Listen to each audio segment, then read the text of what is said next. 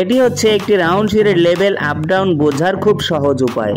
কিন্তু এই লেভেল সমস্যাটা ঢালাইয়ের পরে বুঝলে কি লাভ যদি আগে বুঝতে না পারেন?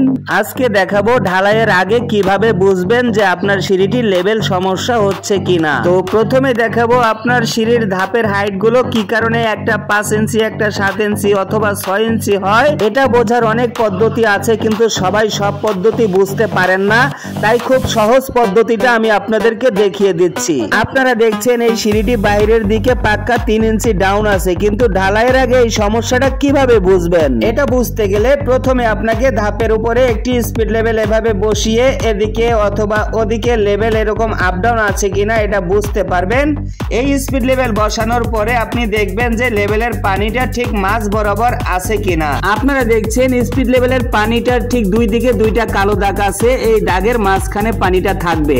কিন্তু এই পানিটা যদি ডান দিকে যায় তাহলে বুঝবেন বাম দিকে ডাউন আছে, যদি বাম দিকে যায় তাহলে বুঝবেন ডান দিকে ডাউন আছে। এত কিছু বোঝার দরকার নাই, আপনি দেখবেন যে পানিটা মাঝখানে আছে কিনা। মাঝখানে না থাকলে যারা কাজ করবেন তারা এটা ঠিক করে মাঝখানে রাখবেন, আবার যারা কাজ করাবেন তারা অবশ্যই মিস্ত্রি দ্বারা এটা ঠিক করিয়ে নেবেন। এই স্পিড লেভেলের পানিটা যদি ওই দুই কালো দাগের মাঝখানে থাকে তাহলে বুঝবেন আপনার সিঁড়ির লেভেল 100% ঠিক আছে। এখন দেখাবো ঢালাইয়ের আগে কিভাবে বুঝবেন ধাপের হাইটের মাপগুলো ঠিক আছে কিনা। এটা বোঝারও অনেক পদ্ধতি আছে, কিন্তু সবাই তো আর সব পদ্ধতি বুঝতে পারবেন না, তাই খুব সহজ উপায়টা জেনে রাখুন। এজন্য আপনি কি করবেন, ভিডিওটি ভালো করে খেয়াল করুন। উপরের ধাপের কাটের নিচে এবং নিচের ধাপের কাটে উপরের সমান করে স্পিড লেভেলটি বসাবেন। ভালো করে খেয়াল করে দেখুন, আমি স্পিড লেভেলটি বসিয়েছি ঠিক উপরের কাটের নিচের সমান এবং নিচের ধাপের কাটের উপরের সমান। এভাবে সমান করে বসানোর পরে আপনি দেখবেন যে স্পিড লেভেলের পানিটা ওই দুই কালো দাগের মাঝখানে আছে কিনা। যদি মাঝখানে থাকে তাহলে বুঝবেন আপনার ধাপগুলো সঠিক মাপে আছে। যদি মাঝখানে না থাকে ডানে বা বামের দিকে যায় তাহলে বুঝতে হবে আপনার সিঁড়ির ধাপগুলো সঠিক মাপে নাই।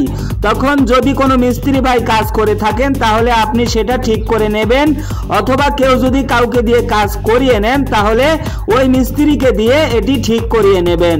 সোজা কথা, উপরের ধাপের কাঠের নিচে নিচের ধাপের কাঠের উপরে সমান করে স্পিড লেভেল বসানোর পরে পানিটা যদি ওই দুই কালো দাগের মাঝখানে থাকে তাহলে বুঝতে হবে আপনার সিঁড়ির ধাপগুলো 100% ঠিক আছে। তো দর্শক, আশা করি বুঝতে পেরেছেন কি কারণে সিঁড়ির ধাপগুলো ছোট বড় হয় এবং কি কারণে সিঁড়িটি একদিকে উঁচা নিচা হয়। তো আজকে এ পর্যন্তই। যারা আগে থেকে আমার চ্যানেলটিকে সাবস্ক্রাইব করেছেন তাদেরকে অসংখ্য ধন্যবাদ, কিন্তু এখনো যারা সাবস্ক্রাইব করেননি তাদেরকে বলবো এই ধরনের নিত্য নতুন গুরুত্বপূর্ণ কাজের যে কোনো সমস্যা সমাধানের ভিডিও পাওয়ার জন্য এবং খুব সহজে করা আরো উন্নত মানের কাজের ভিডিওগুলো পেতে চ্যানেলটিকে সাবস্ক্রাইব করে বেল আইকনটি বাজিয়ে দিবেন। আশা করি সকলে ভালো থাকবেন। আসসালামু আলাইকুম ওয়া রাহমাতুল্লাহি ওয়া বারাকাতুহু।